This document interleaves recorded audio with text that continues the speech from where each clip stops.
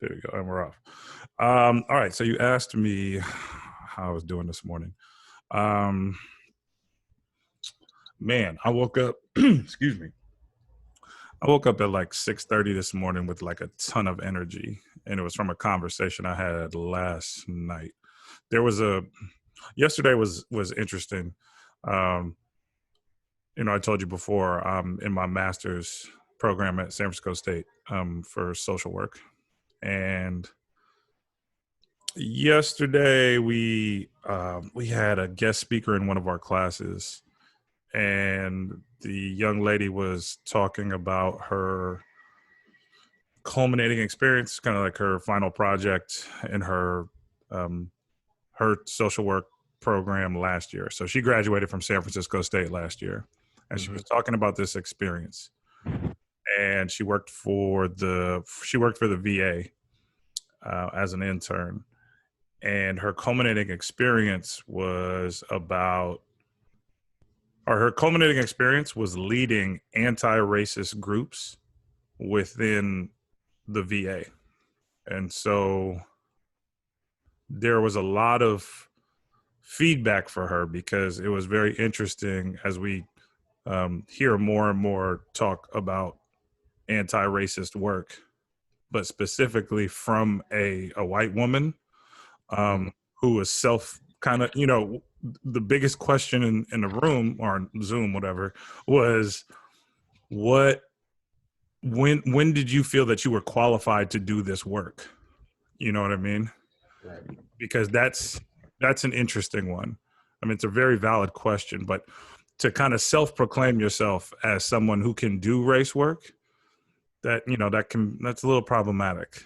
And so either way, I was talking with a couple classmates of mine, and we were just kind of discussing class. And, early on, I haven't done a lot of speaking in class because I haven't done a lot of speaking because I really haven't felt like some of the classes have been facilitated very well to have more in-depth conversations specifically around race and social work. Yeah. And I think more of my energy has been put towards the work that I'm doing, if that makes sense. And so I was challenged by my two of my classmates yesterday in like a text thread to be more vocal in class. And they felt that I had a lot to say. And so it was kind of one of those challenges. So this morning I woke up at like 6:30 and I was juiced. I was like, okay, somebody challenged me. You know what I mean? I love challenges. That's something about me. I'm like, oh, okay. All right. Okay. So what is it that I'm going to do? And I don't know if it's, I don't know if it's going to be me speaking more in class, but about 3 months ago, I was inquiring about how to make some type of change within the School of Social Work at San Francisco State. And I think what's going to happen is I'm going to do an independent study in my spring semester to build a curriculum for a social work class that is really focused on anti-racist practices and solutions. So that's where this morning I was juiced. That was a long way of saying it, but I was juiced. I was like, yo, man, I'm like, I needed that. Sometimes I need that fire underneath my ass to like get it going. And not to say I haven't had it, because I've been doing a lot of great work with some great people, but yeah, yesterday was a nice, like I said, it was a challenge, and challenge accepted. That's what's up, man. Ain't nothing like some purpose and meaning, and Yeah. to get a person going. That's the business, man. Yeah, man. And so what I'm seeing right now, I think I have an unstable internet connection, so I'm getting some pauses. From you look good on my end. Okay, cool. That's on my end, you look fine. So how does the audio sound on your end? Do you get it? Is there any type of ambient sound? Because I think I have a fan on. And are you picking that up? A little bit. I have a fan on too, but I can turn that off. Okay, let me turn mine off too. Yeah, I turned that on.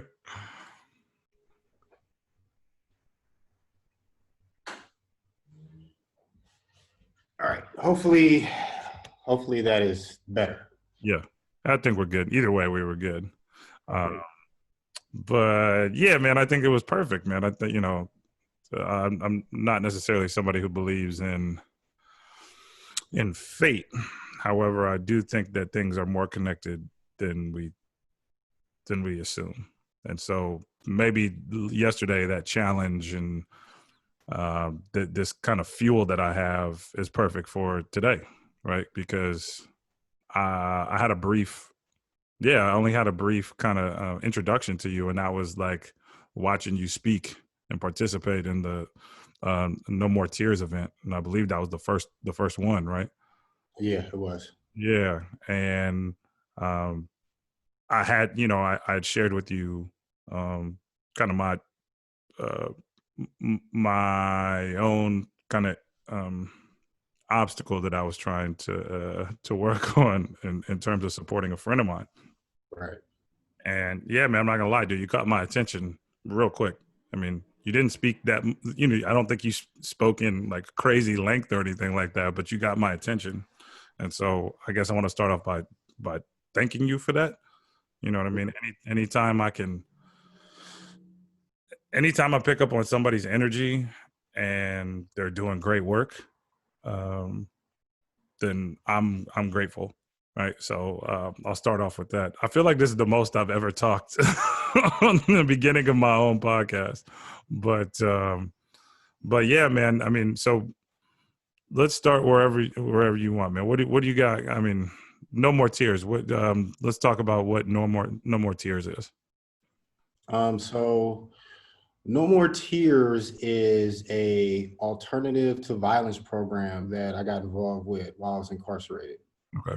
So it was created, or it was co-founded by a brother who's currently in prison and has been in prison for more than 4 decades now. His name is Lonnie Morris. Okay. And Lonnie Morris was convicted of shooting a police officer. And so,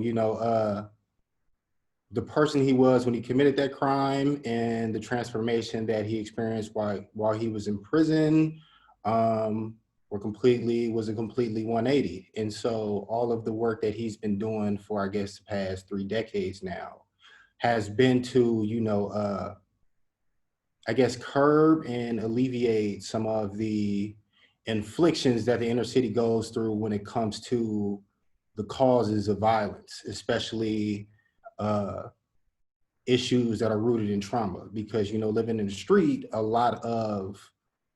I think the root cause of a lot of the issues that especially young Black men experience, Mhm. like going through that street life, can be traced directly back to traumatic experiences that they experienced early in life. Sure. So No More Tears is a program that largely attempts to address those issues and attempts to get individuals to come to terms with those issues. And ways that they do it is workshops that really explore root causes Mm. of things that individuals go through. And there's also a part of the program where incarcerated men meet and hear the testimonies and experiences from trauma survivors and people who've experienced really, really traumatic things in their lives. So, while I was incarcerated, I was in prison 2 years ago. I was released from prison, and my 27-year to life sentence was commuted. And I went to prison for a violent crime. I shot somebody, as a teenager. And I credit No More Tears for being a program that had a real big influence on me, just like waking up and understanding my actions as it related to not just myself, but also my community, and really getting me to understand like the effects of the harm that I caused while living that street life. Yeah. No More Tears played like a big role in that. And like a big part of that came from me having the opportunity to meet with survivors of crime, and specifically individuals and people who came from San Francisco, where I'm from, Yep. and meeting I met the mother of somebody that I knew of who was murdered in the street. Hmm. No, you froze there for a second.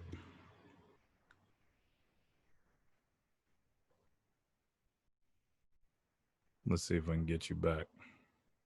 Child who had been shot to death. I had never heard that. Mm. So like hearing that just really gave me, it was like a, it was just like an eye-opening experience. And it really just made me think about and really analyze the decisions that I was making while I was running the streets. And so, yeah, so No More Tears is it's an alternative to violence program started by Lonnie Morris. And once I got in the program, it was something that, you know, I've been connected to Hold on almost 1 second. 10 years now. I'm not sure what that is. Can you hear that? Briefly, I did. Oh, hold on 1 second. I'm gonna close. I mean, golly. Let me hold on 1 second. I'm sorry to interrupt you. It's all good.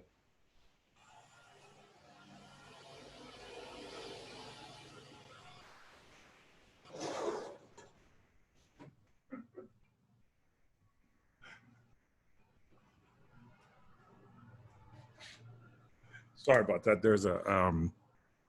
There's a gardener outside. I'm in San Diego at a friend of mine's apartment, and that totally slipped my mind. I mean, I'm in one of those like larger apartment complexes where there's like you know, a maintenance crew. Yeah. So that threw me out. I'm sorry. So you said that was like a unique experience for you, right? Yeah. To meet with the mother, and what does that do? Because that is a unique experience to not only talk to somebody who's experienced trauma, but the parent of someone who's experienced their child's trauma. Yeah. For me, it was, it really, I think that, so for myself, you know, running the streets, right? Just going through just that lifestyle, for me, I became really detached. Mm. I became really detached from like the people that I were harming, especially other Black men that looked like myself, you know, because I wasn't running around terrorizing white people or non-people of color. It was all people that looked like myself, right? So in the process of living that life and coming up in that lifestyle, I became really detached, especially detached from like the feelings, the emotions that come from experiencing and witnessing violence.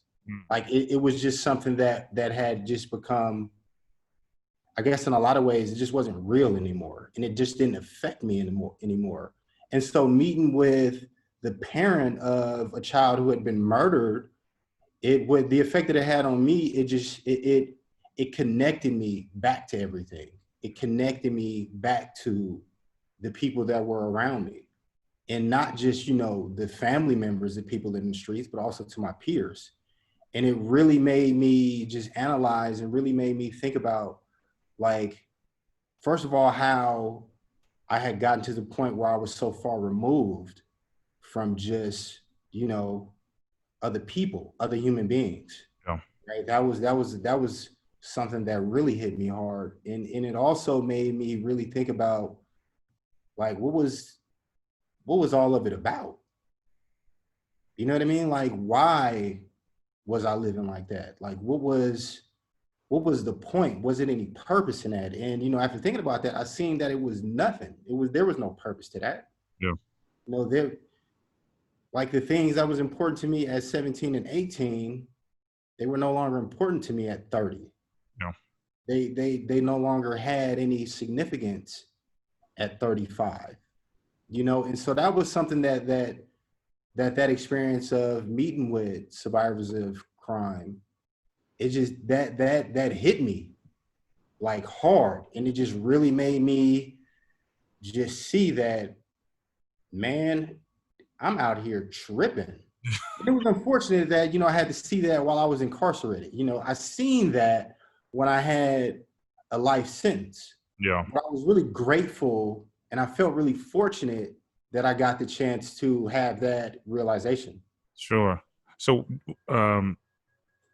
when did you start pursuing No More Tears while you were incarcerated? Was it when was it what year was No More Tears started? I can't. No More Tears, I believe, was started. It was started before. So I got to San Quentin in 2009. Okay. So No More Tears had to be around for maybe a decade prior to that. So somewhere in the 2000s. It's been around for a while. Right, yeah, I couldn't remember the exact time, but I didn't want to. I didn't want to, say something that was completely off. Yeah. So I got involved with No More Tears in around, I think in about 2011. 2011.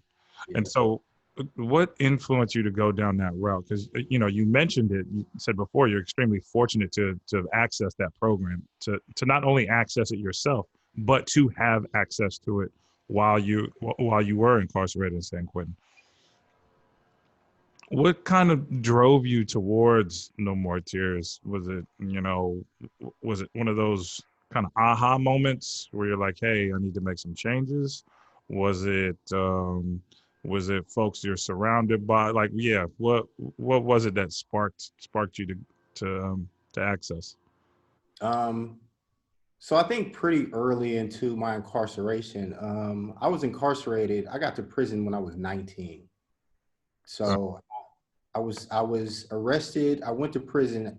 Well, excuse me. I got to prison when I was 18, and I think pretty early into my incarceration, like I kind of decided like I'm not about to die in here, yeah, because being around people who had already been in prison for a couple decades at that point was, so it was just something was just off to me about that. It just felt wrong. It felt off. yeah, So like going to maximum security prisons and being around individuals who had just like adopted this extreme way of living as like a lifestyle that they were just stuck with and they were going to die living, that was, there was something wrong to me about that. So I decided early on like I'm not going to be like these cats that's been in here since they were 18 and they're now 40, 45 years old, and they wake up looking forward to this. So early into my sentence, when there was like no hope, I mean, that was when I kind of decided that I was going to like start critically thinking. yeah, I didn't have that, the term critical thinking in my vocabulary at that time, right? yeah, But that's what I started doing. I started looking at problems that I was facing on a day-to-day basis from like a dynamic viewpoint, from a 360 viewpoint, not just a 1D or two-dimensional perspective, yeah. right? So like early on, I just started um, trying to do whatever I could to better myself.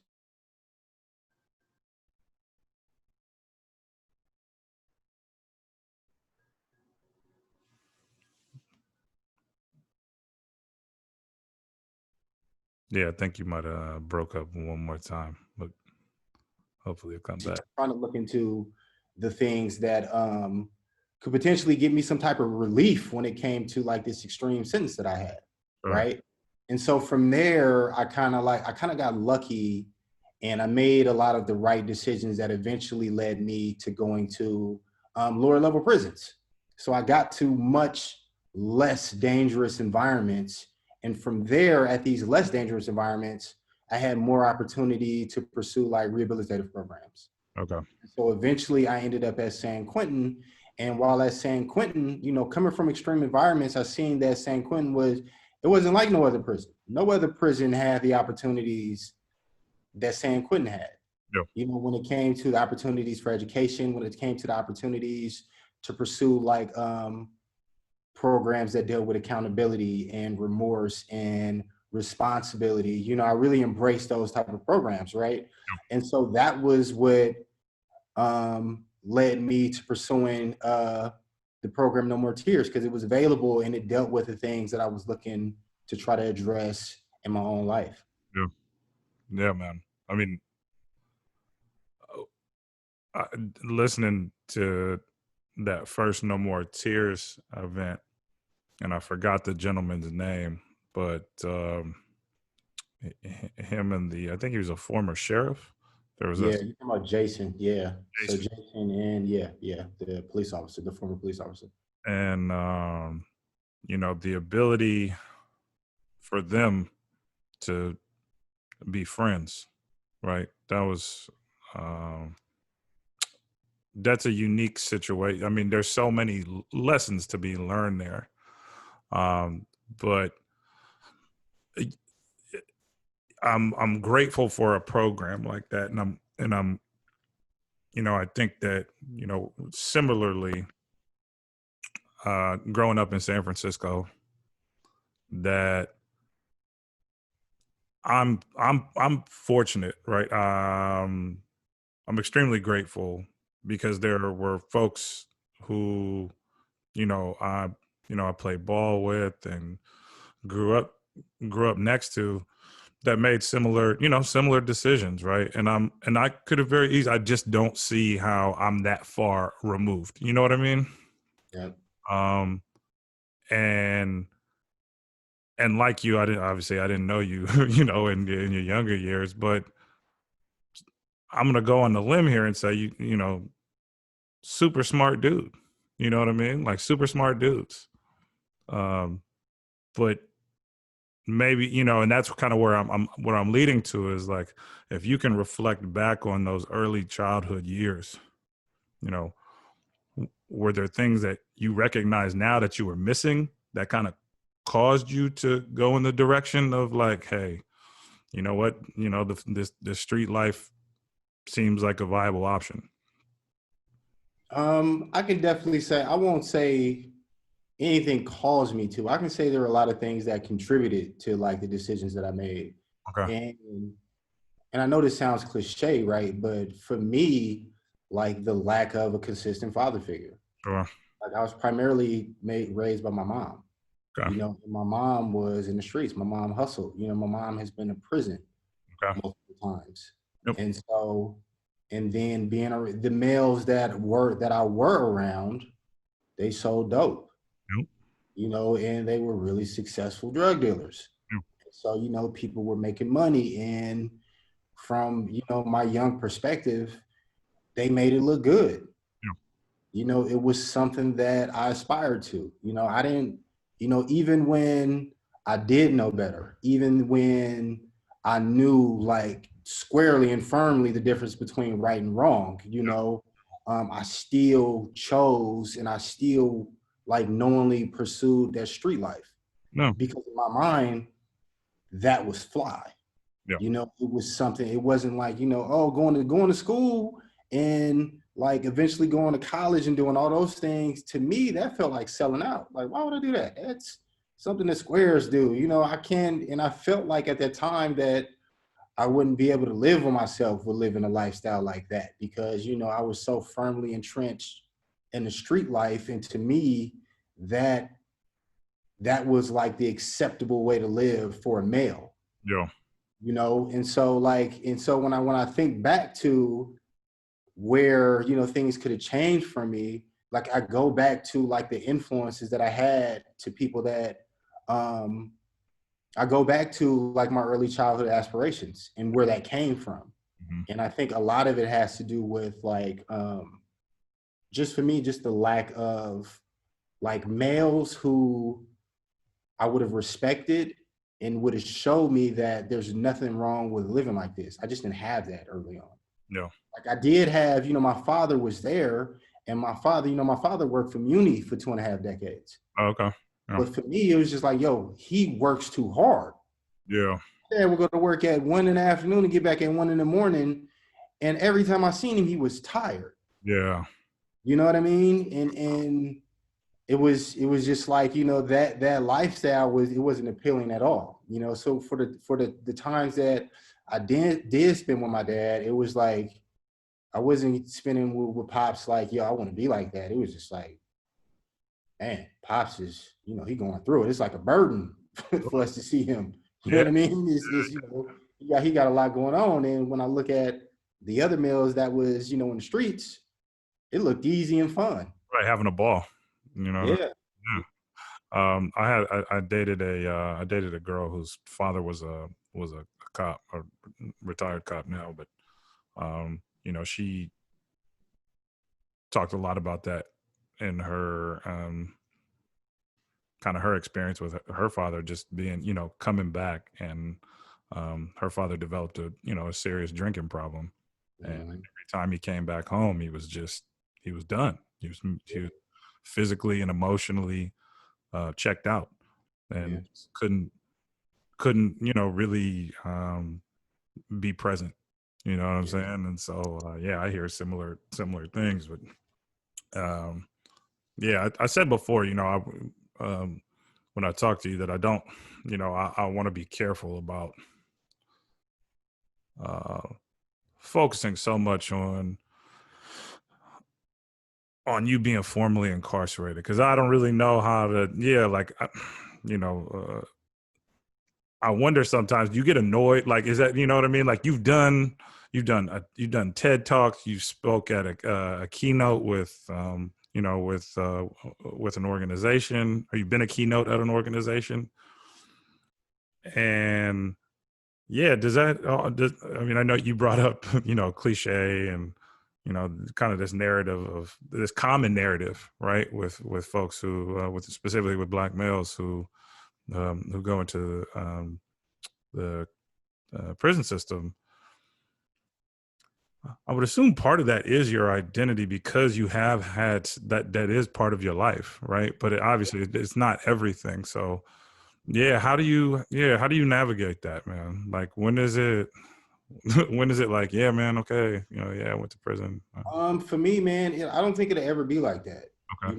because I mean, like, I grew up in jail. So Yeah. like I don't shy away from talking about prison. And I don't think for whatever anybody else reason is, or whatever reason anybody else have for asking me about prison, that's one thing. But when it comes to me, like, prison is like a huge part of my life, Mm. because I mean, and prison wasn't necessarily a horrible experience for me, Okay. because it turned into a positive thing for me. Hmm. Because I think, and for me, the way that I was living, um, I was a hyper violent individual when I was on the street.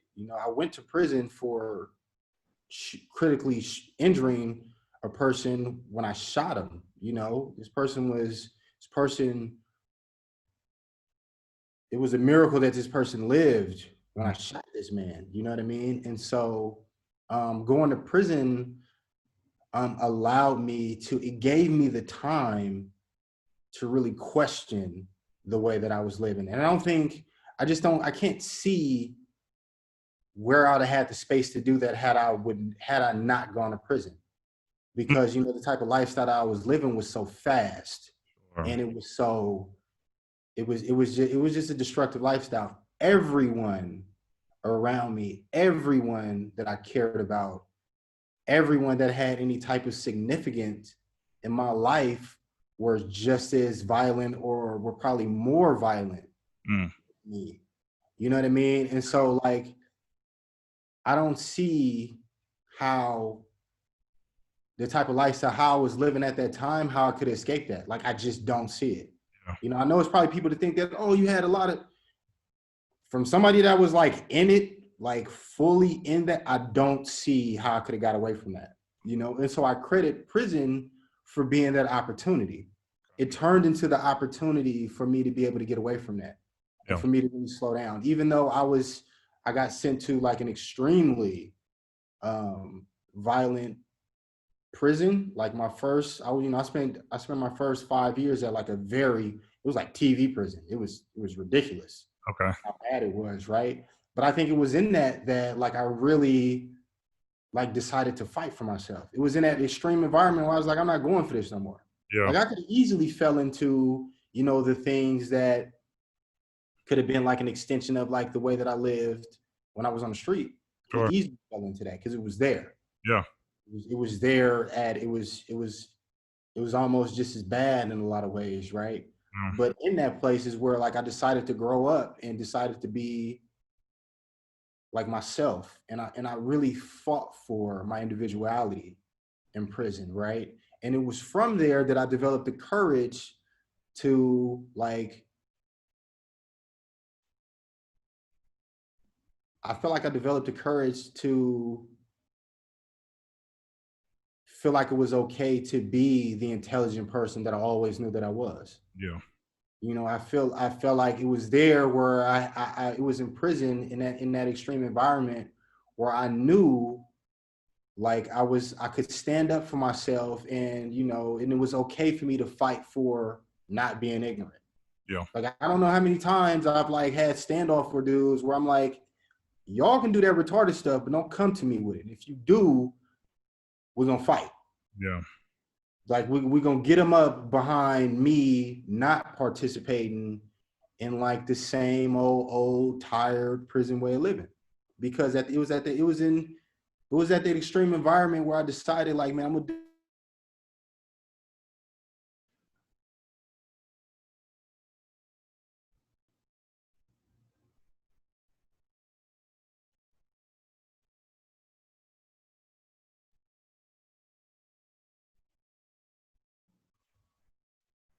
You were breaking up there for a second. Well, can you say the last? Yeah, you kind of were talking about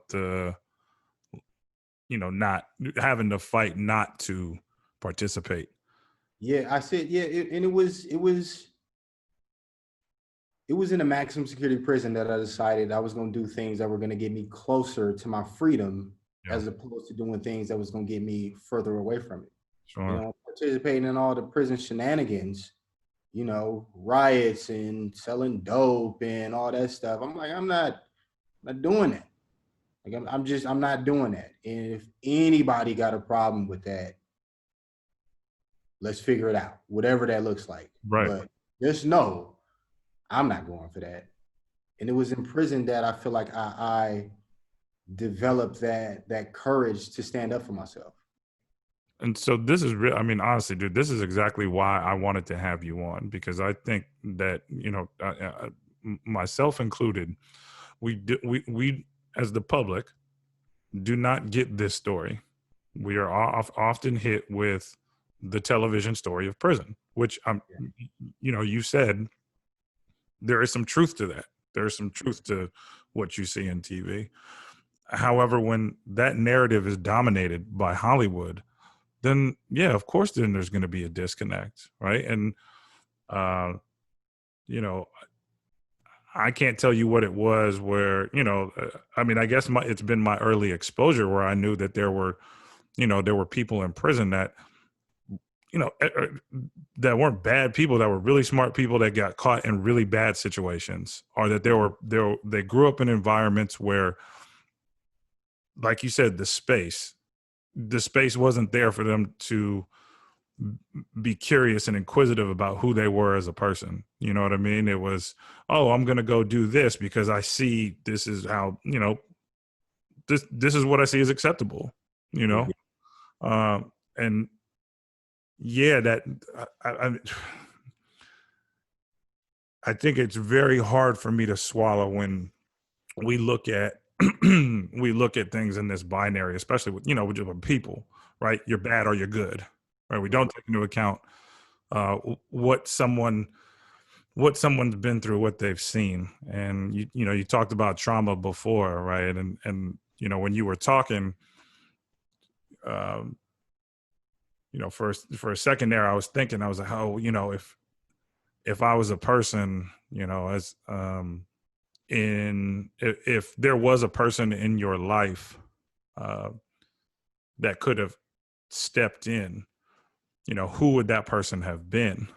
Like, and you were saying, you're like, yeah, I really just didn't see it. Like, prison was that thing for you where you were able to actually slow down and think. But I'm trying to think as, what my role is in that next young person's life, right?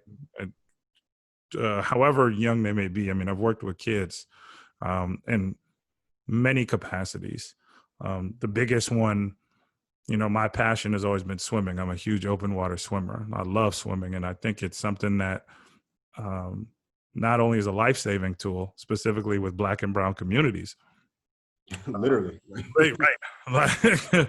I mean, it happens far too often, and similarly, one of the things that's frustrating as we talk about narratives that aren't told are the other side, man. There's a lot of history with, Black swimmers and brown swimmers. And, we've got, I think 4 Olympians, and that we just don't talk about. There's twin sisters that just qualified for the Olympic trials, but that's for another podcast. But either way, it is about getting the narrative out there, right? It is about telling that story.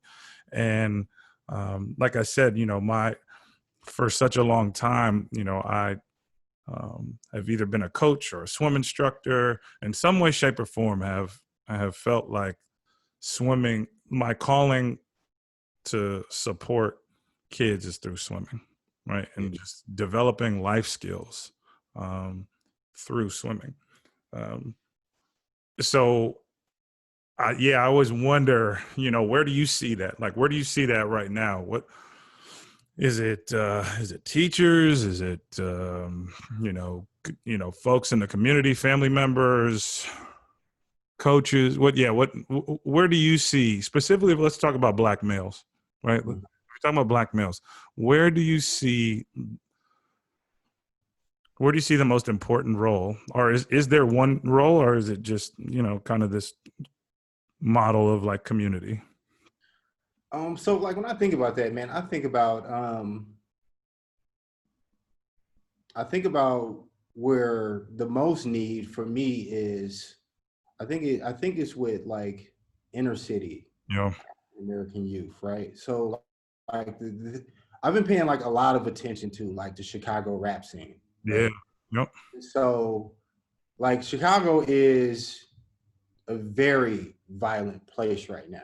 Yeah. And I think what's interesting to me about Chicago, so for one, Chicago has been violent for a very long time. I was gonna say, and I think really violent. yeah, it really has, right? And like the gang thing, it's been like that culture has been a way of life for decades, maybe a couple of generations, right? And so I find Chicago extremely interesting to me, right? But one of the things that I see with Chicago is that a lot of people, and like rightfully so, like a lot of the gang members that have been labeled negative influences to Chicago, a lot of the gang leaders, right? One of the things that I see with these dudes is that in any other circumstance, these dudes would have been community leaders. Sure. Right? Because you have a lot of individuals who are like really charismatic, who had innate abilities when it came to mobilizing and leadership, right? And organizing. I think it's incredible when I watch that, right? And so when I look at the Black inner city youth, right? One of the things that I see, and one of the things that I think is needed for them, is that I think it would be a good idea if you had individuals who came from those circumstances that were success stories, like who were legitimately from there. You know what I mean? Like walk people through, or like try to create a formula, like this is the way out.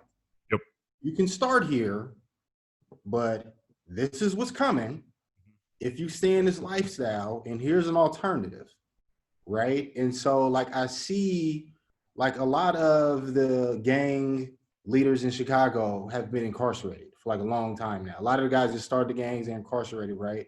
And so what I think about is like, how could those individuals approach not just kids in Chicago, but kids in anywhere now, right? And so like that was one of the things that got me to thinking about if not them, then what would be the next closest thing, right? And so one of the things that I see is you have a lot of former street dudes that's been successful in like the music industry, right? Like have been extremely successful. And like you got a handful of dudes that's pretty much followed the same formula to get out of the street, right? Because what they do is they take a valuable part of the culture, which is hip hop, which is rap, and they turn it into a commodity. They put it into songs, and they sell it, right? And they take that and they use that to elevate themselves out of the hood, right? And so you have big examples of that, and you have small examples of that. But one of the things that I see, right, with any example is that, you have individuals that become passionate about it. They become passionate about it, and they dedicate all of their wits, all of their smarts, all of their intelligence to strictly that. They get out of the street stuff. Get into that. You know what I mean? And I think it's something to that, right? And so that is, I think, one of the reasons why I connect with entrepreneurship. Like I love entrepreneurship, right? Because from those examples, whether it's gang leaders, whether it's individuals who started like who got into the music business, Yeah. they see, I think, the value in owning their own business and working for themselves. Sure. I think that's something that kids in the hood will really gravitate towards. And I think that's something that inner city kids can really connect with, being their own bosses. But like with that, there's a discipline to it though. Oh yeah. There's a discipline, there's a structure to it Yeah. that you have to adhere to. And there's universal rules, right? And I think with that can come the structure that a lot of kids need. Right. And so that to me is, I think that's the silver bullet to like a lot of inner city issues, empowering young people towards like entrepreneurship and working for themselves. Yeah. But I also understand that if we get enough kids to do that, then it will become a problem. So it's like, because I just don't think that, and I know this sounds cliche, I don't think the government, I don't think white America, I just don't, I do think that this society, takes issue with strong.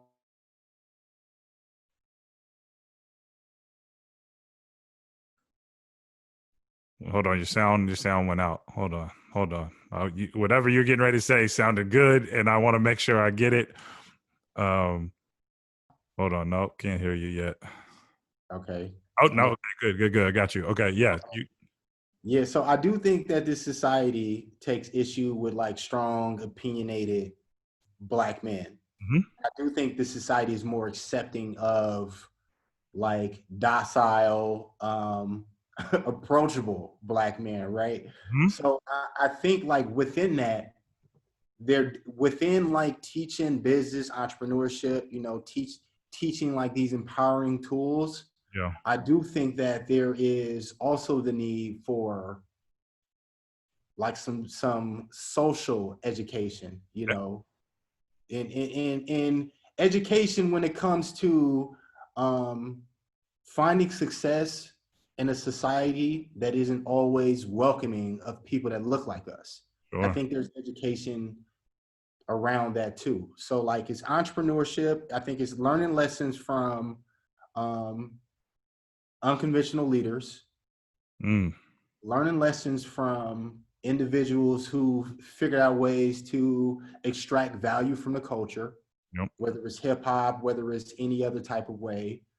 And then adding like that social educational component to it, what it means to be Black and how not just, local police departments, but like how law enforcement in general views Black people, views people who have criminal convictions in their backgrounds, and all of these different other type of aspects. There's a lot of aspects that go into it, but like that's where like to me it's like that gumbo pot of these different elements that I think can be added in a way, and I think it's doable, that can like really help young people, young Black people. Man, so one, I think that you nailed everything, man. The way you talk about using hip hop, rap, if that's something that you want to do, then do it. And there's no one says that that's going to be the end all be all, but if that's where you're going to start to be that entrepreneur, then do it. You know what I mean? Like and I've been guilty of this. I've heard cats talk about, oh, I'm going to go, I'm going to rap. And I'm like, all right, well, I've heard that a lot, and I haven't really, I haven't channeled the conversation in the direction that you said. It'd be like, okay, great, go for it. And while you're doing that, okay, be honest with yourself and understand that like it's not just a part-time thing. If this is what you're going to do, man, then you've got to dive in. You've got to invest time and energy and resources, and be okay with, and what you're going to get out of it may not just be the glamorous lifestyle, right? You pick up that entrepreneurial spirit. And like, I love that you're talking about uh, being an entrepreneur, because that's been my journey for the last, off and on for the last, I don't know, like 6 years. I lived in Atlanta for 4 years, and I picked up and moved from San Francisco to Atlanta. I was working a corporate job, pretty comfortable. I could have stayed there and made, a decent lifestyle, but I think I'd have been bored. I mean, I was bored. I was sitting there like, dude, I'm not getting anything out of this. And I'm looking at the people around me who sit in this office from 9 to 5, and their life does not look very fun. Right. And you know what I mean? So I moved to Atlanta, didn't know what I was doing, had some money saved up, and I started my learn to swim business. I was like, what do I know how to do? I know how to teach swimming. I love swimming. Okay. So how do I, let's get to the drawing board. How do you pick up, like, what pool are you going to use? Who's your clientele? Okay. But those things, and then from there into what I've got going on now with Love Lab and doing professional trainings and exploring mental health and running group therapy. I mean, I can't speak enough about the lessons and the skills of being an entrepreneur. One of which recently has been learning how to ask for help. I think you can get into that mode of curiosity, then you start driving. You're like, yeah, I'm gonna do it, man. I got what I need, man. I got the energy. And you forget, like, yeah, man, that's all well and good that you have it, Yeah. but that's not sustainable on your own. And I don't know if that's necessarily a healthy way of growing a business, right? You want to bring as many people as you possibly can in. Yeah. You know what I mean? Like, that's part of I feel like that's part of the entrepreneurial and creative spirit, right? Like, you got to bounce ideas off people. You know what I mean? Like, this conversation alone, right? Like, we're not necessarily talking specifically about business, but I guarantee you, by the end, or in a week or 2 weeks, something's going to click. Mm-hmm. I'm say like, oh man, you know what? That was a good idea. Let me implement that into something I'm doing, you know? It's hard. Yeah, man. I love that you're talking about that, specifically with communities where there aren't often visible opportunities, right? But there's something about limitation, right? There's something about having limited resources, or perceived limited resources, whatever it may be.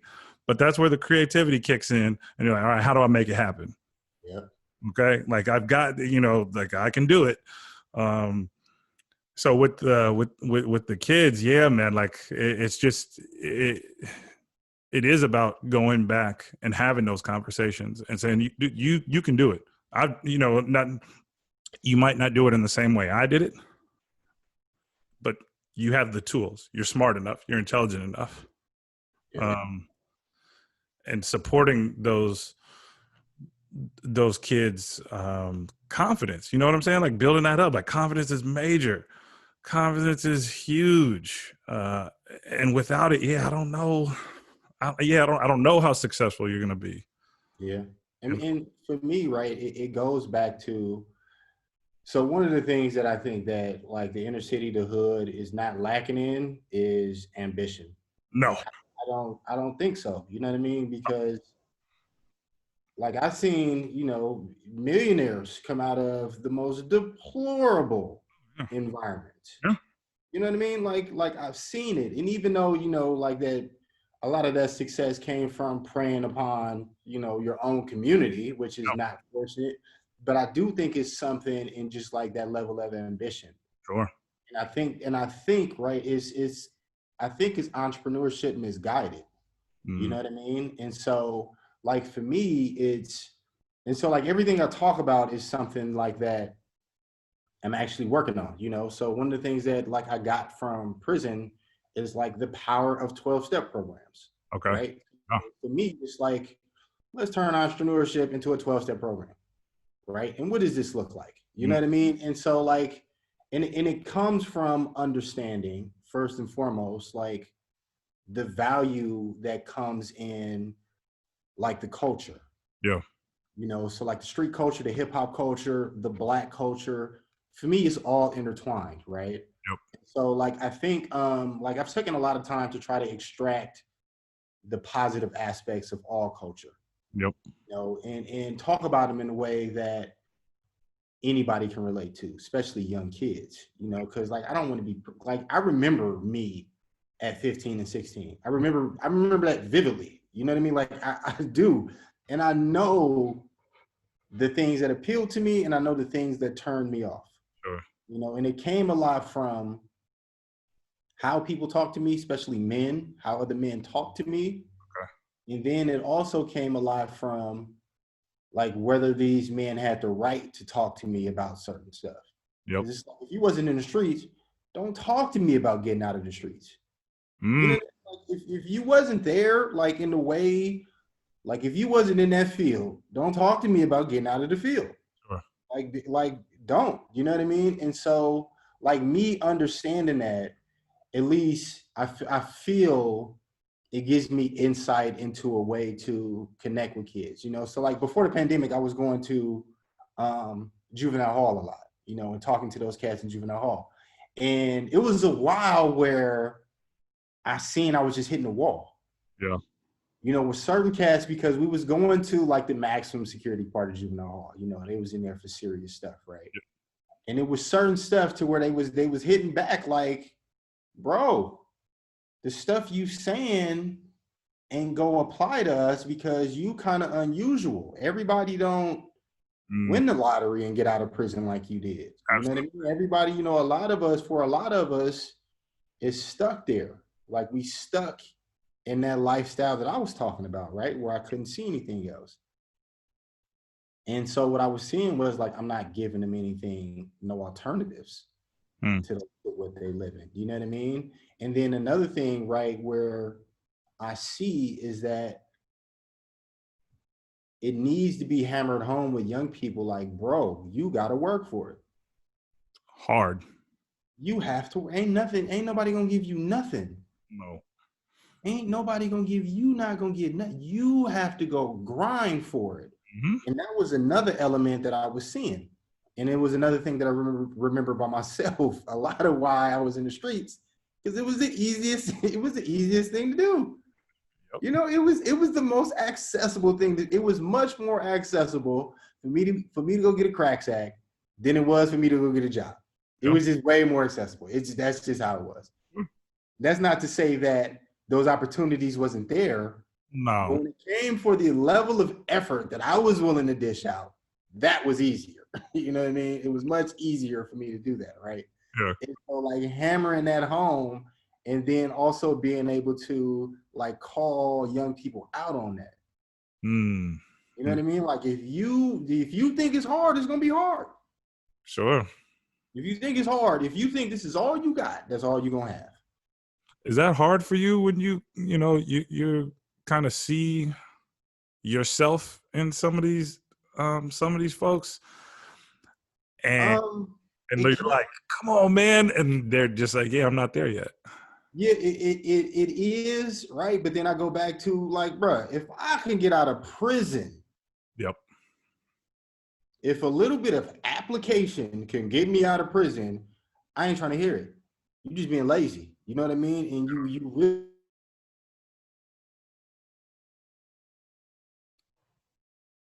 Hold on, you went the audio went out. Hold on, let's see if you come back. I'm so tired of this Zoom stuff, man. That's why I hate Zooms, because this breakup happens and then take that chance on you. you broke up for a second. Sorry, I can't stand this damn Zoom I stuff. think it's my connection, bro. I really do. Can you hear me now? Yeah. You're good. You're good now. I mean, it's like if, for me, what I say to him is that if you're not willing to fight for yourself, then the world is going to have a hard time fighting for you. Or, You know what I mean? It's like you have to have that belief in yourself, you know, and I think that I think one of the things I can offer is like the tools yeah, to like help you think critically, or, and I can try to contribute to things that can add to confidence, right? But it starts with yourself. It starts with that inner belief. yeah, You know what I mean? Like if I didn't believe I was gonna get out of prison, I'd still be in prison. or, It took a while, but I just never gave up on that fact. Like I'm not gonna die in here. yeah, I'm not gonna be like these cats when I was 18, that was 35, who was in there, you know, fighting hard for prison stuff, fighting hard for tables and the black table and the black basketball court, the black pinochle table. I'm sure, not about to be in prison fighting for that, bro. Like, and it was me, it was myself, like, yo, I'm more than this. yeah. You know what I mean? Like, I'm more than this. I'm more than being shot dead in the street. I'm more than that. Were you And ever so, worried about that? Were you ever worried about that when, like, I mean, were you ever concerned at any point? Because I know you speak very passionately and you have drive, and it sounds like you were so focused. Was there any moment where there was doubt? Was there any moment where you were like, man, I don't know? no, I can't say it was, man, because I think one of the things that's always been true for me is that I kind of have like almost unhealthy belief in my ability to achieve stuff. Right? Like, it's a little unhealthy, right? Like, oh, I can do that. You know what I mean? And so, Come on, man. I think that's that. I think we're taught to believe that that thing is unhealthy, but you should have that fucking thing, man. Like yeah, I know, but for me, it's a little cocky sometimes, right? Like, it is what it is, right? it is what it is, man. It got you. It got you out of prison.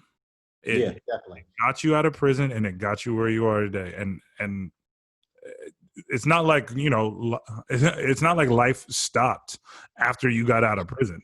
You know what I'm saying? You know what I mean? That was one step. And you're like, okay, I got Yeah, that shit done, and yeah, now I can start on the next chapter of my life, right? So for that time, you needed to have that. If you didn't, shit, you might not be in that place right now. true indeed, true indeed. So in prison, I don't think there ever came a time where it was just like, this ain't gonna work. Yeah. You know, it was times where it was hard, just like, Jesus, it's always, especially at a max, right? When I was on a level 4 maximum security prison, it was times where I'm just like, but it was just like, I'm not going. For me, it was a challenge to myself. Like, I'm not gonna let this place be smarter than me, Wow. you know, because this is like the penitentiary is really like it's a really simple thing. It's captivity. Mm-hmm. You Mm-hmm. know what I mean?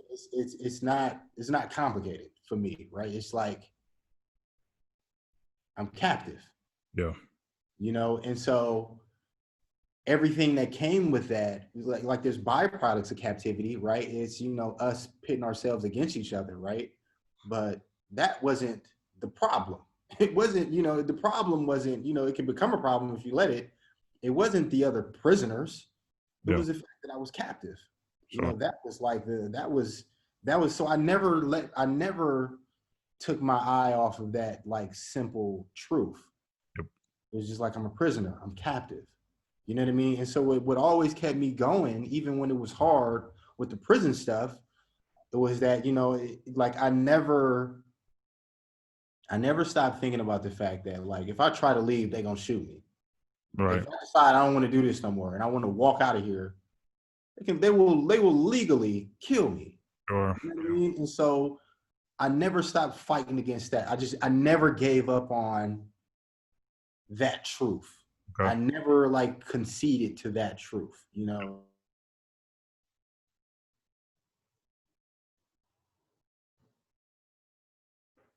So so you get out of prison, and did you already have, you were talking about the 12-step plan, and I'm super, man, I mean, that 12-step plan and taking that model from AA and then applying that to You can apply it to anything, bro. It's crazy. yo, it's crazy. It's Really crazy. great.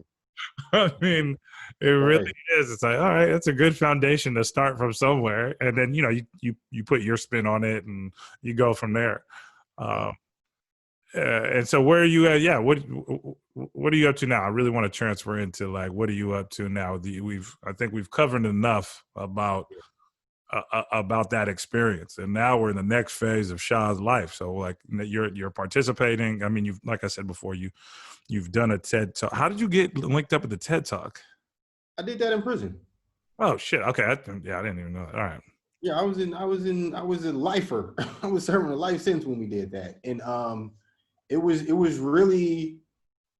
us connecting with the person who was really passionate about bringing the TED format into prison. Okay. And so and this person's name is Delia Cohen. She's still a really good friend of mine. We still connect, we still talk. And it was like through her vision and crazy story, but you know, we were able to connect with her, and she brought a lot of resources in. Like, she brought one of the people that spoke at TEDx San Quentin was the former Treasury Secretary under Bill Clinton. We got this guy to come in and, you know, give a talk, and Gavin Newsom was there, the current governor. So funny. That's interesting that you said the Secretary Treasurer? Yeah. Under Clinton. Yeah. That's very interesting, since, you know, I mean, I think a lot of people were bamboozled about his 3 strikes. Man, just the whole the crime bill, bro. yeah. So as somebody that was in prison, right? Like post-conviction appeals, all of that stuff was really big. Yeah. So Bill Clinton signed into law this act called the AEDPA, the Anti-Terrorism Effective Death Penalty Act, right? Okay. What it did was, you used to be able to file like as many appeals as you wanted. Now you had the opportunity to file one. And if you didn't do it within a 1-year time frame, you were barred. You were procedurally barred from federal court. Yeah, that's what the AEDPA did. Wow. And so, yeah. Bill Clinton's, like a lot of people say, oh, Bill Clinton was the first Black president. No, he wasn't. I mean, I was not. Yeah, I was. No, I don't think I was at that point in my life where I was really paying attention to politics. I mean, I'm diving into it now, but later on in life, I really didn't understand that. No, after I talked to my mom was like, yeah, I was, yeah, I didn't get it. I didn't really think it through. It just sounded good. Yeah. It sounded really good. So yeah, that first Black president thing is fascinating. I wonder who started that. I wonder if that was like part of the campaign. Like, all right, Probably not a Black person. probably not a Black person. Exactly. Yep. Probably not a Black person. I'll go with yeah, man.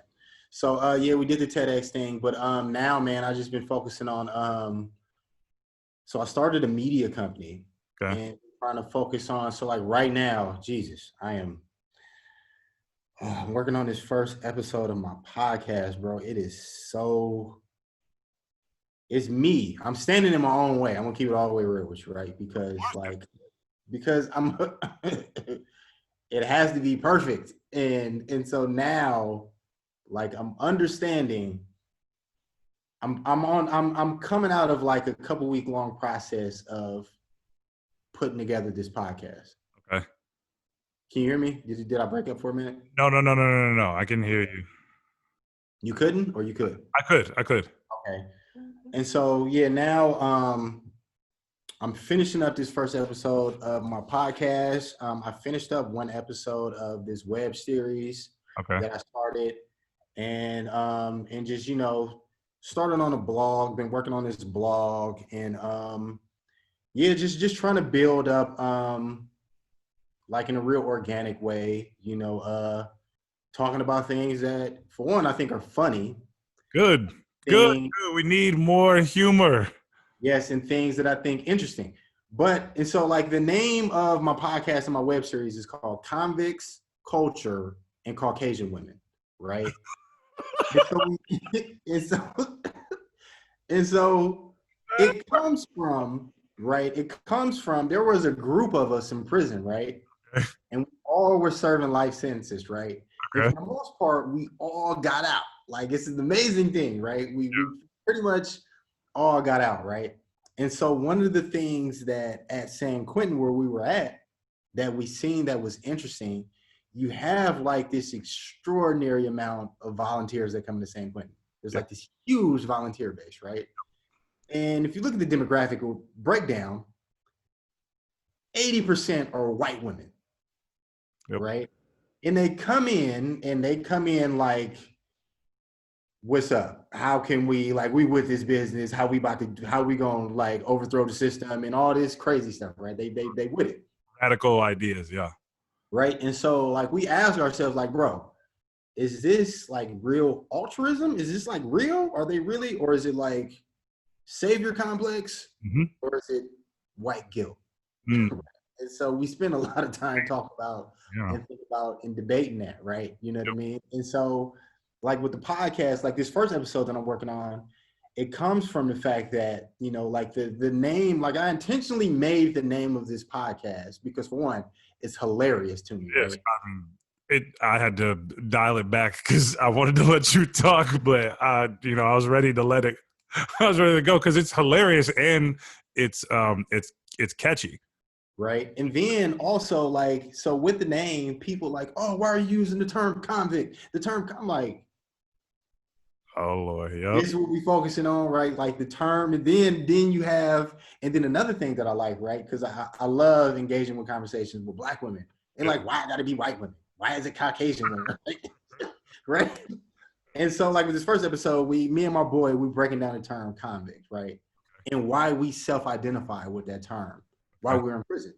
You know what I mean? And then like the next couple episodes are really talking about how, like, you know, a friend of mine who's an abolitionist, he's a prison abolitionist, he's Black, right? Like his path out of prison, which is like something that we all hopped on, came by way of him getting a relationship while he was in prison with a white woman. You know what I mean? And so you have in like the vast majority of the self-help programs in prison are like powered by white women. And so I don't, like to me, it was something that was crazy. It was something I was super skeptical about, but it also contributed greatly to me getting out of prison. So that's something that we hit head on. We talk about it, we explore it, we try to dissect it, and like it's entertaining. So like building like content around that's heavily focused or that's heavily pulling from the voices of incarcerated people and people who directly are impacted by prison, whether they go into a prison every day, whether they, you know, they have somebody that's incarcerated. That's the content that I'm focusing on right now when it comes to the media's company that I started. So I was thinking for a second when you said the title, I was thinking that this is funny, real quick though, right? Black men always laugh at that. Black women are always like, what are you doing? Black men, that your reaction right now, right? 10 times out of 10, that's a brother's reaction to it. That's what's so. I would go beyond that. I would say that, I mean, outside of the Black circle, I think that people would find it hilarious. I also understand where there are some Black women who would be highly offended as to why you're using it.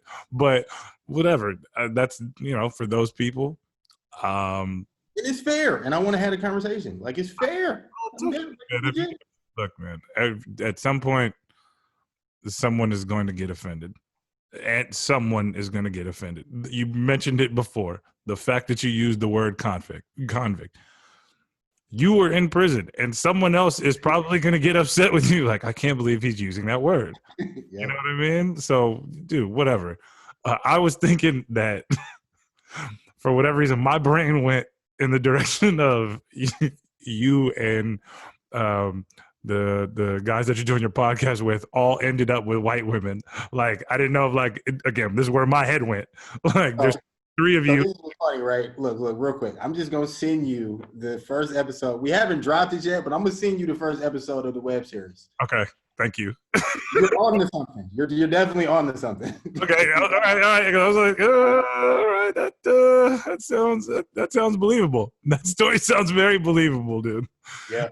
And so, okay, so let's I want to focus on that for a little bit, because we talked about, you know, entrepreneurship within the young community and lessons coming out of that, going through this process of this first episode. And it sounds like you're somewhat of a perfectionist. Mm-hmm. What are you learning right now that's like standing out? So when it comes to like production, Yep. It's probably best not to be your own editor. That's what I'm learning. Like, nope. But I mean, I can do it. Yep. And so I'm getting through it. And so it's me editing myself, and it's trying to like see into the future. It's like, you know, it's all these different things. And then also, one of the things that I'm learning is I'm not as efficient as I need to be. I need to be, in order to like gain traction, in order to, you know, actually do something significant with it. Yep. I need to produce content faster. And I'm working on it, and I will get there. But now that's something that I need to definitely improve at, for one. And then, so I think that's the biggest thing, man.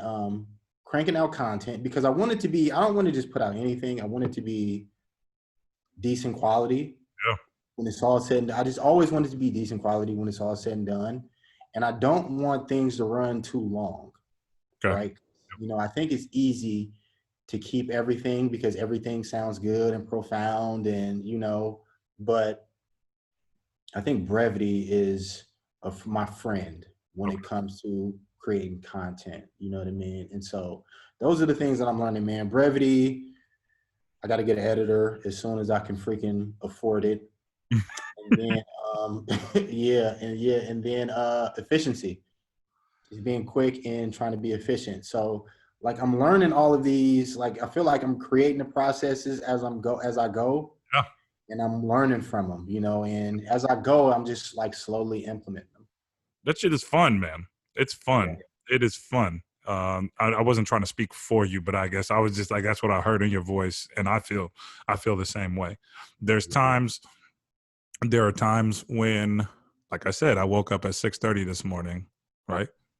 And I was in that creative, I guess we could call it a flow state, where it's like, yep, everything is kind of making sense. You know what I mean? Like, picking up my coffee off the counter was like, yeah, man, look at you. You're doing it. You know what I mean? And I was excited about the podcast today. I was like, yeah, all right, cool. Like, this is happening. Similar to you. I'm kind of going through these. This is an interesting point in time with quarantine. I'm in San Diego right now. I still live in San Francisco, but there's a chance that I might be moving down here for a couple months because school is virtual. My internship is virtual. You know, I've been really fortunate. A friend of mine has a place down here. He's like, dude, if you want to come down to like get away, please. Like, I would love for you to be down here. I'm like, oh, damn. Okay. That's dope.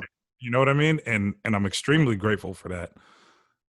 Because I have been kind of I don't know, you know, I've been kind of in a funk in being in San Francisco lately.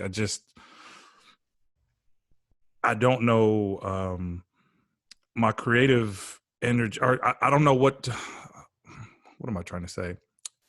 When I'm walking outside, and normally I'm getting my energy from observing random interactions from people, and I'm looking at buses go by, and I'm looking at funny shit happening halfway down the block. That's where my creativity comes from. Mm-hmm. You know what I'm saying? That's where I'm like, oh yeah, okay, like, I'm in a good zone. But since quarantine, I go outside and it's stale. Mm-hmm. The air is, I mean, The state's on fire. Bro, yeah. The state is on fire. No one's outside. There's a mass exodus of people leaving because Google, Facebook, and all these companies have said, hey, you guys don't have to pay absorbent amount of rent anymore and live with 5 people. Now you can go anywhere and work, and that's fine. So now you have a large amount of people that have left San Francisco, which I'm not particularly upset about. Some of those people, some of that culture that came in to San Francisco, I'm perfectly okay with it exiting San Francisco. But there's something missing there, and so I've just been in this funk, and I'm like, you know what? Like I can easily be impulsive. I can easily like, oh, yep, let's do it. Screw it. We'll figure it out. You know what I mean? And I'm even exploring in this spring semester moving to the Caribbean or Mexico, because the amount of money that I was paying to live in San Francisco, I could live somewhere for 2 to 3 months. No problem. On a beach. Yeah. You know what I'm saying? Or around people who, you know, I mean, if I go to either place that look like me, you know what I mean? Like, I think that there's something there, and it's actually calling me a little bit. Like something about that is like, yeah, man, come on, do it. You know what I mean? Like, go out there, see what happens. Yeah. What's the worst gonna happen? You're gonna learn something. Right. Get out of your comfort zone. Get out of it. Go. Do it. Look, you know, 10 years from now, I'll look back and be like, dude, you did it.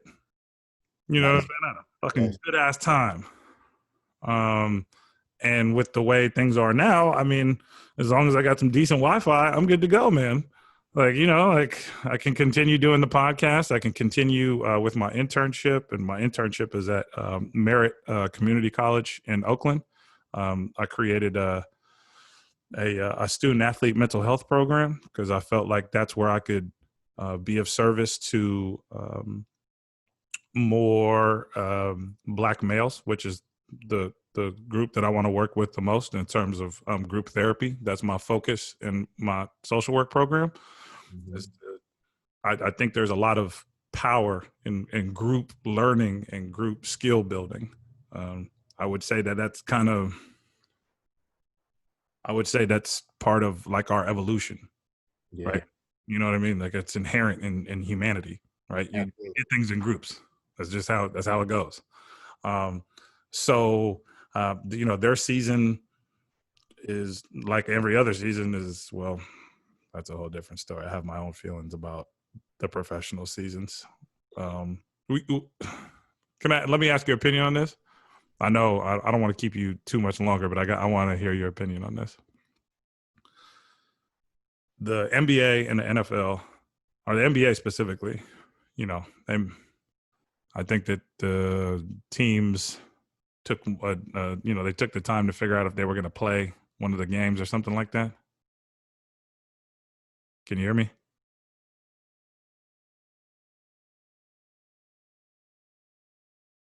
Definitely my connection.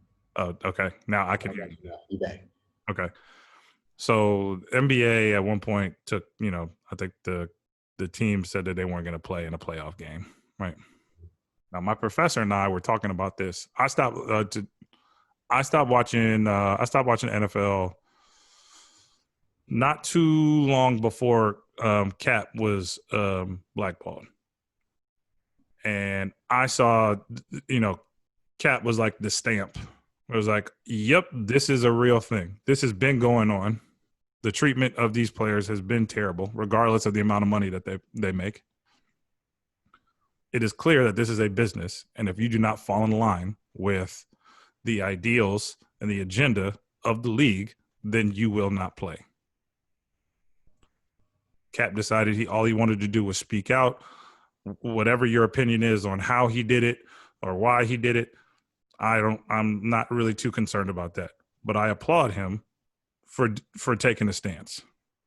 What I would have loved to happen is that every dude in that league said, I'm not playing. Because then all those sponsors and all that money that's created would have taken a huge halt. Now, I understand that requires a sacrifice. I don't play in the league. I know if someone were to say, hey, are you ready to like not work for something like that? I probably would just say, I would say yes. But I also understand that everyone's situation isn't, you know, like a I don't know who the top paying quarterback was, but you know, everybody doesn't make millions and millions and millions of dollars. So I understand that it takes a sacrifice, but I do think we're at a point in time where we need that sacrifice. And we are constantly looking, when I say we, not just Black people, all of us are looking for leadership. We're all looking for leadership. And I think that is a major sign when you see specifically Black men, white coaches, are able to kind of come together and say, we're not doing it. Not just one game, literally we're not coming back to play. And I think that when I saw that with the NBA, I was hopeful. I was like, oh man, okay, we're on to something. Let's see how long they could do it. And they came back, I was like, damn it. I thought maybe next time. Maybe next time. Sadly, and I mean, this is how I cope. I laugh at stuff. Me too. Sadly, the next time we have an interaction with a police officer and a Black person, or a police officer or a white supremacist and a Black person, maybe that, you know, I can't help but think that's going to happen again. And when it does, what's the next step? So what are your thoughts? What are your thoughts about that? How do you?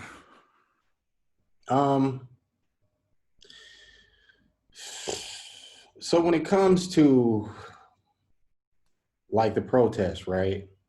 So for one, I'm always skeptical when I see, like when I seen this level of white people get on board with the Black cause, right? I was skeptical because for me, like the George Floyd thing was horrendous. It was unbelievable, right? You know, it was, you couldn't deny that. But I've seen so many instances of things that just could not be denied. Sure. You know, Black man getting tased and then shot in the back. Like, bro, Oscar Grant, that was on film. On film. You know what I mean? Like that was on film, and I didn't see that level of outrage, right? So for one, I still have a hard time of tracking what was it about it that got so many white people on board, right? I have like I still don't know what it was that made, like, for the most part, America stop and start, you know, talking about that, right? I was super skeptical then. And then when it comes to sports, sports is such a, it's so basketball, football, baseball, that's majority white sport. It's not gonna happen. It's a majority white sport, right? So when you have an instance where Black people have, whether they're aware of this or not, like all of the leverage, but then you have even richer white people that are basically the decision makers in it, it's going to be hard to get legitimate change because at the foundation of it is white people. And you have really rich, old white men who run those organizations, especially NFL. Oh yeah, bro. The NFL, if people don't understand what was going on when Kaepernick got banned, first of all, so look, I wasn't on board with Kaepernick protesting because for me, I'm a 49ers fan. I'm like, bro, how come you start protesting when you throwing like 3 picks a game now? You know what I mean? And you got benched. That was my thing. I'm gonna keep it all the way clean. Like I'm not gonna hop on the bandwagon, but it turns out, bro was right. Like 100%, he had it. He had it, right? And so when you seen the level of hatred that came at that man kneeling at the national, you had white offensive linemen. If I was on his team, I would sock him in his face for doing that. He's disrespecting the troops. Like, bro, he been saying it like this ain't about no troops. Nothing to do with the troops. This is about, you know, police brutality. It's about injustices, right? everything that came in opposition of what he did showed me, bro, like, bro, this country, that's what it is. Yeah. What we're seeing now, to me, this isn't an accurate representation of the majority of the white sentiment in this country. Sure. It's not, right? And I think that I think we've come a long way. Like Absolutely. community, right? I don't think I've ever seen this many people in our community agree on one thing. Yeah. And not just agree on it, but like mobilize in a Yep. unified way. I've never seen that, right? Mm-hmm. And that's definitely encouraging, right? But I don't think African American athletes understand how to use the leverage that they have. Mm. Because when you look at the foundation of these organizations, like, bro, how many black, first of all, I think it's one black, maybe my majority owner in the NBA. I think it's like the Charlotte Hornets, Yeah. you know, and then in the NFL, please. Yeah. One of my brothers own nothing in the NFL. Nothing. So that's where I say, man, I'm torn because when I used to go to the barbershop, when I used to go, I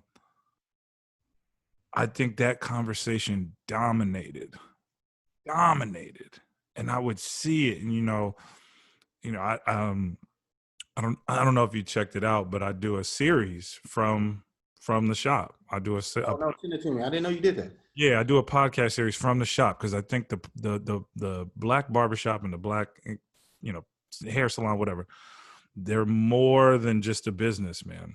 And I talked to one of the barbers about starting it because I think it's one of the most. I think I think LeBron had something similar at some point where he was he did a series in the shop with, but I talked to one of the barbers about doing it, and I told him, I was like, look, man, I don't know if anyone's ever told you, but you're more than a barber. You are more than a barber, dude. I mean, just talking about how close you as a black man get to another black man, that doesn't happen. Yeah. I mean, like touching faces and like giving direction, like move, sit still, don't, you know what I'm saying? Laugh, you know what I mean? And that's a real therapeutic relationship, bro. And I told him, I was like, hey man, I told him, my area of study, and I told him, I was like, dude, people unload on you. And like after a while, that's gonna wear on you. I don't know if you recognize that. And he was like, "Oh, dude, I know." He finally, dude, I'm so happy. In our last episode, he admitted that he's going to he's exploring therapy. Nice. And I was like, dude, I'm so happy to hear that because that is a lot. I mean, that's a lot. I mean, I talk to my dude when I'm sitting in the chair, man. Like, yeah, I talk a lot. Some days I talk, sometimes I don't, but nonetheless. I heard these conversations are dominated by sport because sports are great. Sports are wonderful. I love sport. But never once did I hear that idea of like, man, what if we just stop watching this shit? I mean, could you imagine if we all said, I'm not watching it? Ratings go down, sponsors pull out, money's sadly enough, it's a money conversation. But yeah, man, I just I thought about that and I agree with you. I'm seeing more mobilizing and it's beautiful. It's absolutely beautiful to see people coming together. And not like you said before, it's not just coming together. It's like I think we're starting to have more strategic conversations about where we want to see or not only where we want to go, but like how do we get there, right? Goal setting, and this is a product of that. I can't help but think. I just wrote a reflection on watching, reading some articles and watching a video. I titled the reflection, "Thank You, Donald Trump," because without this, I think we would go through our lives routinely ignoring, like you said, George Floyd isn't new. You know what I mean? None of this stuff is new, but we've made it very easy to just kind of ignore and identify these issues as other people's problems, not Yeah. not the collective, not the country's problem, right?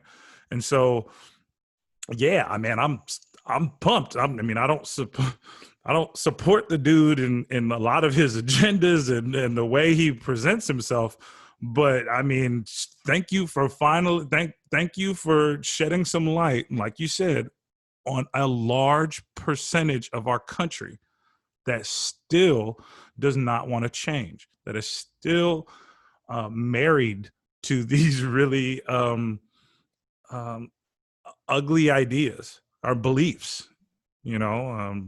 So yeah, I know that was a bit of a rant. We started off in football and then No, it makes sense. I mean, because to me, man, like, so I think the reality comes from, right, we talk about this redistribution of wealth and power, right?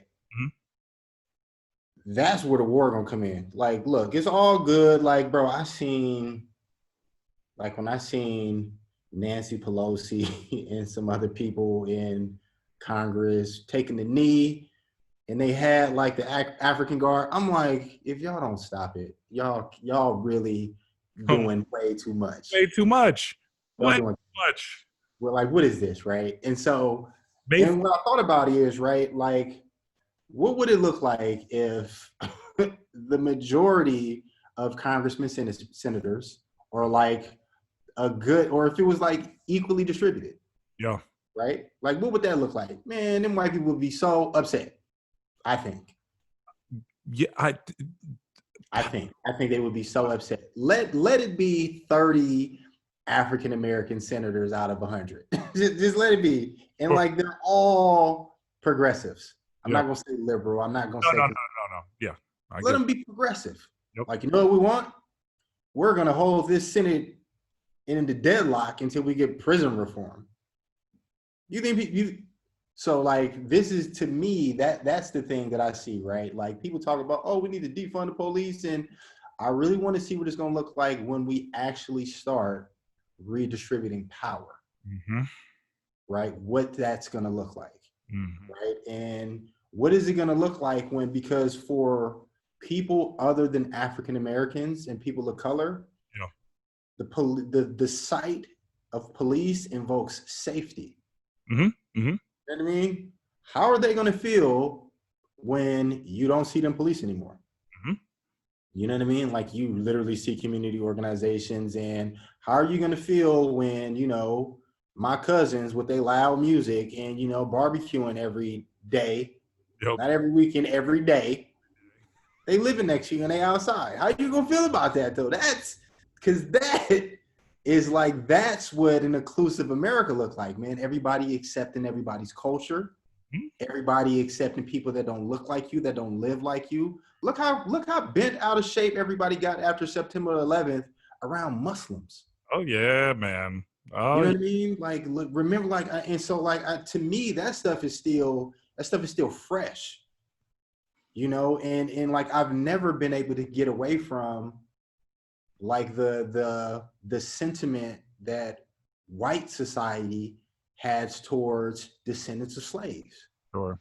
Like 50, 60 years ago wasn't a long time ago. Thank you, Jim man. Crow, that wasn't a long time ago. And you still see, it's not even whispers of echoes of that in parts of the South. Mm. That stuff is still real. You still have Confederate flags at state capitals. How do you have a Confederate flag at a state capitol? Under, like, history is so kind to the Confederacy. When Oh, in actuality, that, I don't know how that isn't considered treason, which is punishable by death. You sure. know what I mean? Like, you treason, like, you convicted of treason, you get executed. Like, if somebody was convicted of treason right now, No. they're going to be on death row. They're going to be in federal custody, or they're going to be on death row, right? But yet and still, in a lot of parts of this country, by a lot of people, a lot of prominent people, they Yeah. still celebrate that part of this country's history. Yeah, man. it's so, I mean, that's what, I mean, it is so hard to, it's a complicated thing because I'm a firm believer that we should not erase that part of our history. We should absolutely discuss it, and it But needs, to celebrate it but though to is different. celebrate it is a different story. Yeah, And because to me, it's like with the Holocaust. They don't celebrate the Nazis. They don't celebrate history, Hitler, no, but it's a part of the history. right. We do Absolutely. not look at the Confederacy like that, No, not, bro. Like it was in the '70s, bro. This dude, the Duke's a hazard. yeah. Oh, yeah. All named the General Lee. Yeah. It's mainstream. It's mainstream in our movies. It's, Like to me, yeah, that's wild, right? And so like that's the reality of where we are. Like don't get me wrong, this country has come a long way, mhm. especially for African Americans. Coming from a couple generations ago, we were slaves. Yep. Then going to the abolition of slavery, then going to Jim Crow laws, like legal lynchings, the Ku Klux Klan. Like we've come a long way. I'm not saying that though, right? But yet and still, as Black people, like Black people don't have a history of violence against white people. Yeah. We don't have that history. Yeah. You know what I mean? But white people have, throughout our existence in this country, demonstrated the propensity of violence towards us. Yeah. You know what I mean? And then there's like discrimination, bias, racism is real. Sure. You know what I mean? So like my thing is not losing sight of that as we fight for and strive towards equality. This is just where we are, so it's never really surprising to me to see the different injustices. Yeah. That doesn't mean we don't stop fighting against them, right? But it's just like, for me, it's always like I always have to stay grounded. I always have to stay grounded and where we are, and that grounding comes from being reminded of the history of where we are. Well, man, so it's conversations like these that drive me to continue doing the work. It is, I asked you about, the challenging point. Did it become hard when you were in prison? Because I struggle sometimes with not continuing the work, but questioning if the work, is anything changing? You know what I mean? That's where I do struggle. And sometimes it's hard to get, not sometimes, it's hard. It is hard to sometimes, I keep saying sometimes, it's hard to continue doing the work and you don't necessarily see the change every day, every week, every month. Sometimes it can be 2 steps forward, 10 steps back, 1 step forward, 30 steps back. There might not be any steps back, but that's what it feels like. Yeah. And I can't stress enough. I can't stress enough how important these conversations, and as we talk about podcasts, man, like I'm excited to hear that you're doing a podcast. I'm super excited that you're doing a podcast. One, because it sounds hilarious. Oh man, your audio went out. Damn it, come on, bring your audio back. What happened?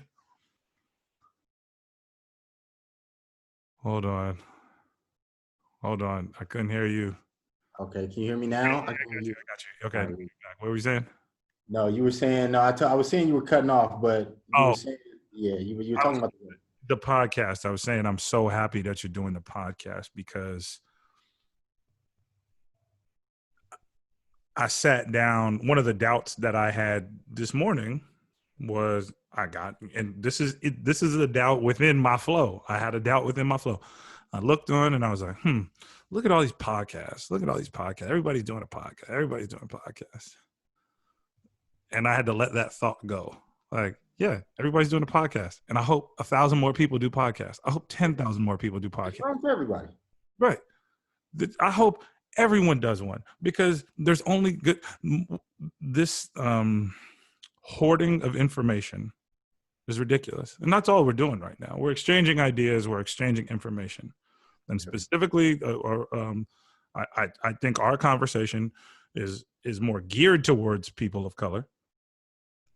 However, there's things that we've talked about today that anyone, any single person can take from. There's things like, oh yeah, you guys are entrepreneurs. Oh yeah, I get that energy too. You know what I mean? Absolutely. And yeah, I was just saying before, I can't. I mean, man, it makes me. I guess it makes me work a little bit harder and more confident in that there is change happening, right? And so, like with podcasts, like I don't know if that so that TV behind me is on. It was crazy when I turned it on and like one of the podcast episodes I did was full screen. It looked like it was TV. I was like, oh shit, I'm on TV. You know what I mean? But I was like, you know what? Anyone can watch this. Anyone can watch this, and it's important that they see you and I having this conversation. It's important that they see you having conversations with the convicts. What is it? Convicts, culture, and Caucasian and white women. Caucasian women. Caucasian. Excuse me. How dare I? Caucasian women. You know what I mean? It's important that people see that, and it's important that we're represented. Everyone is represented. If you're Chinese, you should have a podcast about Chinese convicts culture and Caucasian women. You know what I'm saying? Like it, you know what I mean? Like do your thing. And before I know we got to wrap up here soon, but I'm just, man, I'm super excited that I got a chance to talk to you, and I hope that I got some good stuff, but I know that we're going to work together in the future in some way. For sure. I know that. I'm manifesting that because this was such a great conversation, and I'm so happy that you took the time, and that, like, dude, you're open to talking about your story, because you didn't have to be, man. You really didn't. You could have been like, dude, I'm not trying to talk to you, man. Like, suck this. That's what's up, man. No, it's all good, man. It's all good. So I just started implementing this, and can you hear me? Yep. Okay, cool. I just started implementing this into the end of my podcast as a way to kind of like close it off. And so I'm going to ask you, what is something that you love? And that doesn't necessarily need to be like right now. It could be in the past, anytime. But what is something that you love? Something that I love is my autonomy. I love my autonomy right now, especially the autonomy that comes with not being incarcerated. I love the fact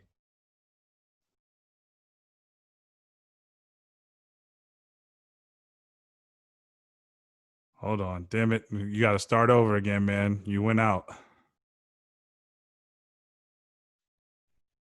and I love just the space that I've been enjoying for the last 2 years. Okay. You broke up for a second, but I heard you say autonomy. And I love the space that I've been enjoying for the last 2 years since I've been free from incarceration. Yeah. Yeah, I can see that. Well, cool, man. We'll do this again. I think I want to dive a little bit deeper into entrepreneurism, and I think we could probably go a little bit deeper than what we did today. And yeah, again, thank you. And yeah, I'm gonna check some more stuff with No More Tears. I think we got to get more. I've got to do my part in making sure that program is talked about more. And maybe we'll talk again, because I'm sure you have a laundry list of people that would whose stories need to be told and who are just doing great work and all that jazz. Definitely, man. It's all good, man. Hit me up whenever, man. It's good. All right, cool, dude. All right, well, have a good rest of your day, dude. We'll talk soon.